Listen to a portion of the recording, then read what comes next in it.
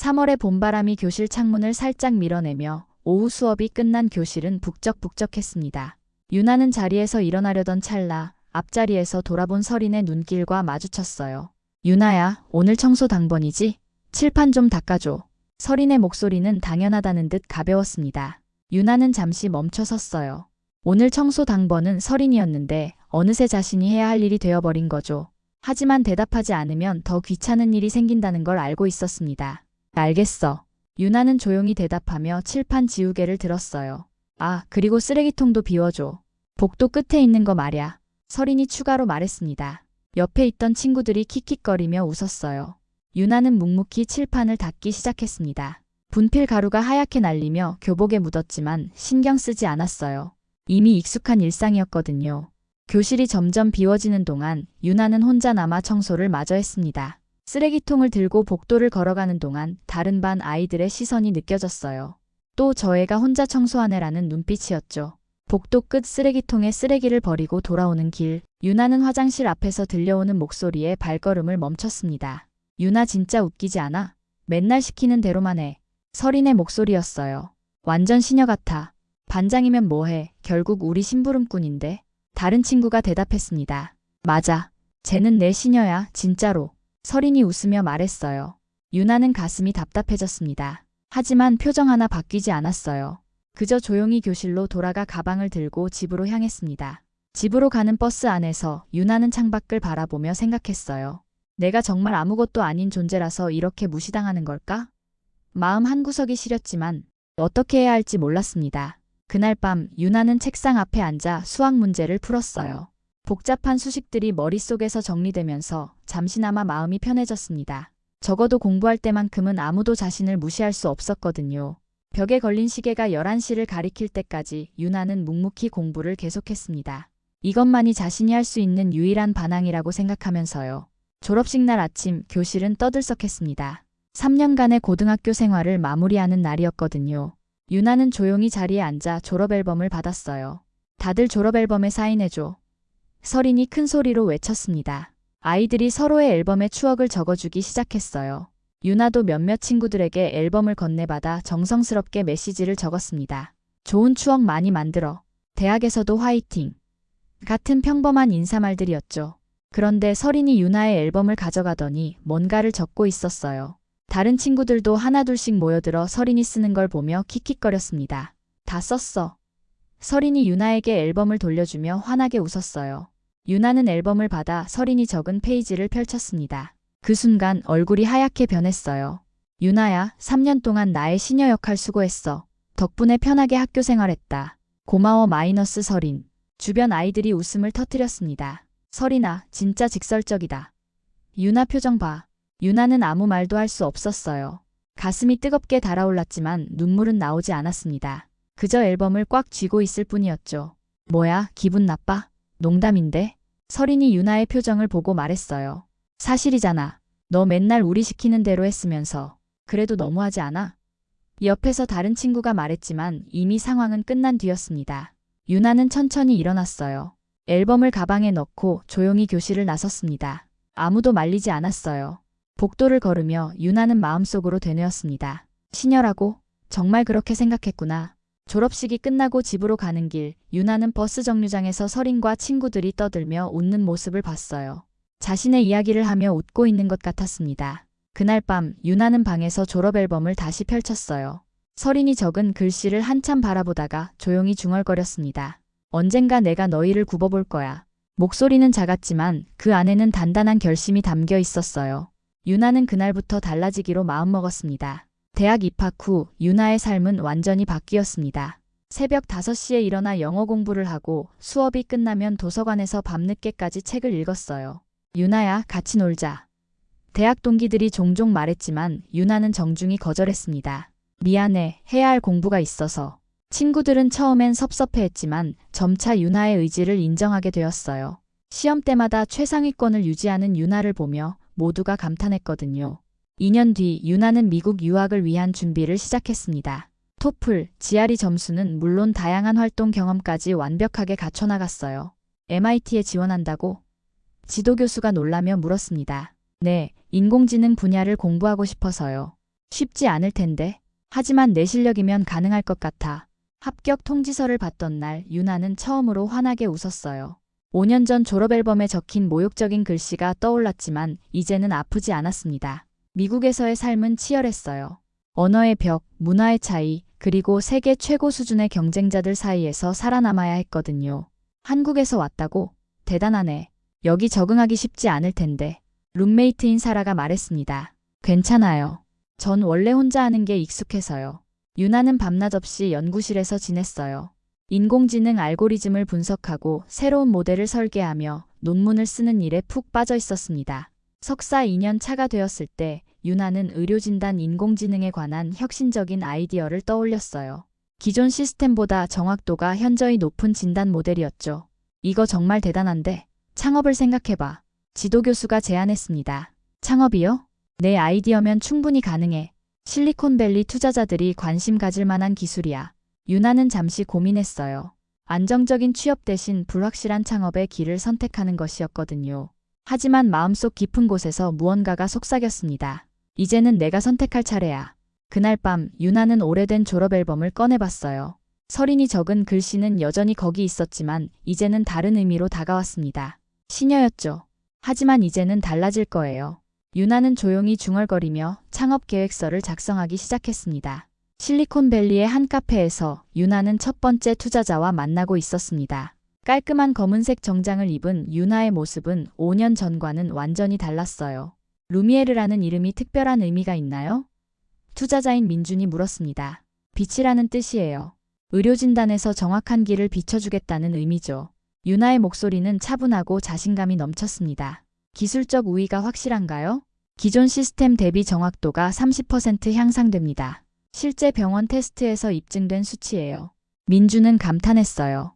20대 후반의 젊은 여성이 이토록 명확하고 논리적으로 설명하는 모습이 인상적이었거든요. 500만 달러 투자하겠습니다. 그 순간 유나는 마음속으로 환호했어요. 하지만 표정은 여전히 차분했습니다. 3년이 흘렀어요. 루미에르는 실리콘밸리에서 가장 주목받는 스타트업 중 하나가 되었습니다. 유나는 각종 매체에서 젊은 천재 창업가로 소개되었고 포브스 30 언더 30에도 선정되었어요. 한국 진출을 고려하고 있다고요? 기자가 인터뷰에서 물었습니다. 네, 고향에서도 이 기술을 활용할 수 있다면 의미가 클 것 같아요. 한국 복귀를 결정한 건 우연이 아니었어요. 유나는 자신의 성공을 증명하고 싶었고 무엇보다 과거와 완전히 결별하고 싶었거든요. 서울의 루미에르 코리아를 설립하며 유나는 최고의 인재들을 모았습니다. 정우는 카이스트 출신의 천재 개발자였고 지민은 글로벌 기업에서 10년간 인사 업무를 담당한 전문가였어요. 대표님 정말 대단하세요. 이 나이에 이런 회사를 만드시다니. 지민이 감탄하며 말했습니다. 다들 실력이 좋으니까 가능한 일이죠. 유나는 겸손했지만 내심 뿌듯했어요. 이제 자신 주변에는 진짜 실력 있는 사람들만 남아 있었거든요. 루미에르 사옥은 강남의 최고급 빌딩에 위치했어요. 통유리로 된 유나의 사무실에서는 한강이 내려다 보였습니다. 깨끗한 화이트 톤의 인테리어와 거대한 벽면 아트가 공간을 채웠어요. 책상 위에는 노트북과 수첩만 놓여 있었고 그 옆 작은 유리 상자 안에는 고등학교 배지가 들어 있었습니다. 상처의 상징이자 동시에 변화의 증거였죠. 대표님, 새로운 직원 면접 일정 잡았습니다. 지민이 말했어요. 유나는 면접 대상자 명단을 훑어봤어요. 그리고 한 이름에서 손이 멈췄습니다. 서린. 오랜만에 보는 이름이었어요. 유나의 입가에 희미한 미소가 떠올랐습니다. 면접장에서 유나는 이력서를 읽고 있었어요. 서린의 스펙은 평범했습니다. 지방대 졸업, 작은 회사에서의 짧은 경력들, 계약직을 전전하며 살아온 흔적이 역력했죠. 다음 분 들어오세요. 문이 열리며 서린이 들어왔어요. 화려한 스타일링은 여전했지만 어딘가 초라해 보였습니다. 명품 핸드백을 들고 있었지만 옷은 몇 년 전 것처럼 보였어요. 서린은 면접관석에 앉은 유나를 보는 순간 얼어붙었습니다. 유나? 안녕하세요, 서린 씨. 유나의 목소리는 아무렇지 않았어요. 너가 여기 대표라고? 서린은 믿을 수 없다는 표정이었습니다. 네, 맞습니다. 앉으세요. 서린은 떨리는 손으로 의자에 앉았어요. 마주 앉은 유나는 완전히 다른 사람이 되어 있었습니다. 차분하고 세련된 모습, 그리고 무엇보다 눈빛이 달랐어요. 지원 동기를 말씀해 주세요. 그게. 서린은 말을 잇지 못했습니다. 시간이 많지 않으니 간략하게 부탁드려요. 유나의 말투는 정중했지만 어딘가 차가웠어요. 전혀 개인적인 감정을 드러내지 않았습니다. 루미에르가 성장하는 회사라고 들었어서. 그리고 인공지능 분야에 관심이 있어서요. 인공지능 관련 경험이 있으신가요? 아니요, 하지만 배우고 싶어요. 면접은 20분 만에 끝났어요. 유나는 마지막에 말했습니다. 결과는 일주일 내에 연락드리겠습니다. 설인이 나간 후 정우가 물었어요. 아는 분이세요? 옛날 동창이에요. 실력은 어떤 것 같나요? 유나는 잠시 생각했어요. 사실 설인의 능력으로는 루미에르에서 일하기 어려웠습니다. 하지만 다른 이유가 있었죠. 일단 뽑아보죠. 일주일 후 설인은 합격 통지를 받았어요. 믿을 수 없다는 표정으로 전화를 받았습니다. 정말로 뽑힌 거예요? 네, 축하드려요. 다음 주 월요일부터 출근해주세요. 입사 첫날 설인은 들뜬 마음으로 회사에 왔어요. 하지만 현실은 녹록지 않았습니다. 동료들은 모두 명문대 출신이거나 해외 경험이 풍부한 사람들이었어요. 설인 씨는 어느 대학 나오셨어요? 동료가 물었습니다. 아, 지방대요. 그래도 이 회사 들어오신 거 보면 실력이 좋으시겠네요. 설인은 어색하게 웃었어요. 자신이 왜 뽑혔는지도 모르겠는 상황이었거든요. 점심시간 사내 카페테리아에서 설인은 동료들과 함께 앉았습니다. 우리 대표님 정말 대단하시죠? 그 나이에 이런 회사를 만드시다니. 맞아요. 근데 좀 차가워 보이지 않아요? 그럴 수도 있죠. 성공한 사람들은 대부분 그래요. 설인이 입을 열었어요. 저 유나를 알아요. 고등학교 동창이거든요. 모두가 설인을 쳐다봤습니다. 정말요? 그럼 어떤 학생이었어요? 설인은 잠시 망설였어요. 하지만 옛 습관이 나왔습니다. 그냥 평범했어요. 조용하고 말 수 없고 사실 제가 반장이었는데 유나는 그냥 심부름 정도 하는 아이였죠. 한 달이 지나자 설인은 회사 생활에 적응하지 못하고 있었습니다. 업무 능력이 부족한 건 물론이고 동료들과의 관계도 매끄럽지 않았어요. 설인 씨, 이 보고서 다시 작성해 주세요. 오타가 너무 많아요. 지민이 말했습니다. 네, 죄송해요. 매일 같은 실수를 반복하며 설인은 점점 위축되어 갔어요. 하지만 여전히 옛날 자랑을 늘어놓는 습관은 고치지 못했습니다. 우리 대표님 고등학교 때 알았다고 했죠? 어떤 사이였어요? 신입사원이 호기심 가득한 표정으로 물었어요. 그때 저한테 많이 의존했죠. 뭐든지 제가 시키면 다 했으니까. 진짜요? 지금은 완전 다르네요. 사람이 바뀐 거죠. 옛날엔 정말 소심하고 말도 못하는 아이였는데 그런 대화들이 점점 퍼져나갔어요. 사람들은 호기심을 갖기 시작했습니다.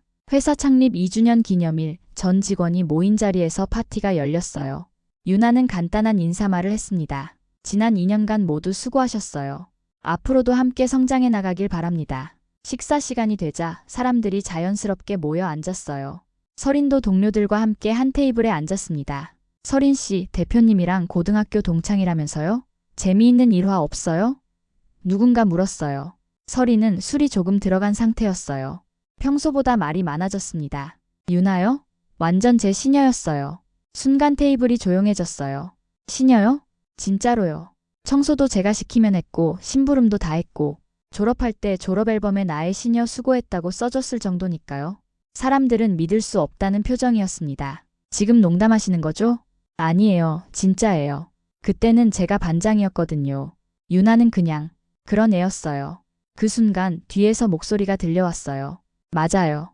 모두가 돌아보니 유나가 서 있었습니다. 시녀였죠. 유나는 설인의 옆자리에 앉았어요. 표정은 여전히 차분했습니다. 그런데 지금은 내가 왕관을 쓴 거죠. 정적이 흘렀어요. 모든 사람들이 유나를 바라봤습니다. 과거는 과거예요. 중요한 건 지금이죠. 유나의 목소리는 담담했지만 그 안에는 단단한 자신감이 있었어요. 설인은 얼굴이 빨갛게 달아올랐습니다. 순간의 실수로 자신이 얼마나 큰 잘못을 했는지 깨달았거든요. 유나야, 나는. 설인 씨. 유나가 말을 끊었어요. 저는 과거에 머물러 있지 않아요. 앞으로만 보고 갑니다. 그 후 파티는 어색한 분위기로 마무리되었어요. 다음 날부터 설인을 보는 동료들의 시선이 달라졌습니다. 동정과 경멸이 섞인 눈빛들이었죠. 파티 사건 이후 설인의 회사 생활은 더욱 어려워졌습니다. 동료들은 설인을 피하기 시작했고 업무에서도 점점 소외되어 갔어요. 설인 씨, 잠깐 얘기할까요? 지민이 설인을 회의실로 불렀습니다. 무슨 일이세요? 최근 업무 성과가 좋지 않아요. 그리고 다른 문제들도 있고요. 설인은 무슨 말인지 알고 있었어요. 개인적인 일을 회사에서 말한 것 때문인가요? 그것뿐만 아니라 전반적인 업무 능력도 기준에 미치지 못해요. 며칠 후 중요한 기업과의 MOU 체결을 앞두고 있었습니다. 온 회사가 분주했어요. 서린은 복사실에서 혼자 서류를 정리하고 있었습니다. 그때 유나가 들어왔어요. 서린 씨, 유나야, 말씀드릴 게 있어서요. 유나는 차분한 목소리로 말했어요. 다음 주로 계약 만료예요. 서린은 예상했던 일이었지만 실제로 들으니 충격이었습니다. 그게 제가 그날 한 말 때문인가요? 업무 능력이 부족해서예요. 유나야, 미안해. 정말 미안해. 내가 어렸을 때 너무 철없었어. 유나는 서린을 바라봤어요. 눈빛에는 어떤 감정도 없었습니다. 서린 씨, 나는 과거의 나를 모욕한 건 용서할 수 있어요. 하지만 오늘의 나를 무시한 건 용서 못해요. 서린은 할 말이 없었어요. 유나의 말이 정확했거든요. 그때는 정말 어렸어서. 지금도 별로 달라진 게 없어 보이는데요. 유나는 서류를 들고 복사실을 나갔습니다. 서린은 혼자 남아 눈물을 흘렸어요. MOU 체결 당일 대회의실에는 파트너 기업의 임원들이 참석했습니다. 유나는 완벽한 프레젠테이션으로 계약을 성사시켰어요. 루미에르의 기술력이 정말 인상적이네요. 상대방 대표가 말했습니다. 감사합니다. 저희 팀이 최선을 다한 결과예요. 계약서에 사인이 오가는 순간 유나는 마음속으로 생각했어요. 이제 정말로 끝났구나. 그날 오후 서린은 사표를 제출했습니다. 정말 그만두실 거예요? 지민이 물었어요. 네, 저한테는 맞지 않는 것 같아요. 서린은 개인 물건들을 박스에 담았어요. 명품 핸드백과 화려한 액세서리들이 초라해 보였습니다. 마지막으로 유나의 사무실 앞을 지나갈 때 서린은 잠시 멈춰 섰어요. 통유리 너머로 유나가 일하는 모습이 보였습니다. 차분하고 우아한 모습, 그리고 무엇보다 자신감의 찬 표정이었어요. 서린은 더 이상 바라보지 않고 엘리베이터로 향했습니다. 서린이 떠난 지 한 달 후 유나는 새로운 프로젝트를 발표했습니다. 학교폭력 피해자 지원 재단 설립이었어요. 왜 갑자기 이런 프로젝트를? 정우가 물었습니다. 개인적인 경험 때문이에요. 나 같은 아이들이 다시는 무너지지 않게 만들고 싶어서요. 유나는 재단 설립 기자회견에서 자신의 과거를 솔직하게 털어놓았어요. 저도 학창시절 어려운 시간을 겪었습니다. 하지만 그 경험이 저를 더 강하게 만들었어요. 구체적으로 어떤 도움을 제공할 계획인가요? 기자가 물었습니다. 상담 프로그램, 학습 지원, 그리고 무엇보다 아이들이 꿈을 포기하지 않도록 멘토링을 제공할 예정입니다. 기자회견이 끝난 후 유나는 사무실로 돌아왔어요. 책상 위에 작은 유리 상자를 바라봤습니다. 그 안에 고등학교 배지가 햇빛에 반짝였어요. 이제 정말 끝이네. 유나는 조용히 중얼거렸습니다. 그날 저녁 회사 직원들과 함께 회식 자리가 있었어요. 대표님 정말 멋있어요. 재단까지 만드시다니. 지민이 감탄했습니다. 진짜 복수는 개인적인 원한을 푸는 게 아니라 사회를 바꾸는 거죠. 유나의 말에 모두가 고개를 끄덕였어요. 몇 주 후 우연히 길에서 서린을 마주쳤습니다. 서린은 전보다 더 초라해 보였어요. 취업 준비를 하고 있는 듯 했습니다. 유나야. 안녕하세요, 서린 씨. 너 재단 소식 봤어. 정말 대단해. 유나는 잠시 서린을 바라봤어요. 예전과 달리 이제는 아무런 감정이 들지 않았습니다. 열심히 사세요. 그 말을 마지막으로 유나는 걸어갔어요. 뒤돌아보지 않았습니다. 루미에르 사옥으로 돌아가는 길 유나는 생각했어요. 세상이 뭐래도 내 왕관은 내가 썼어.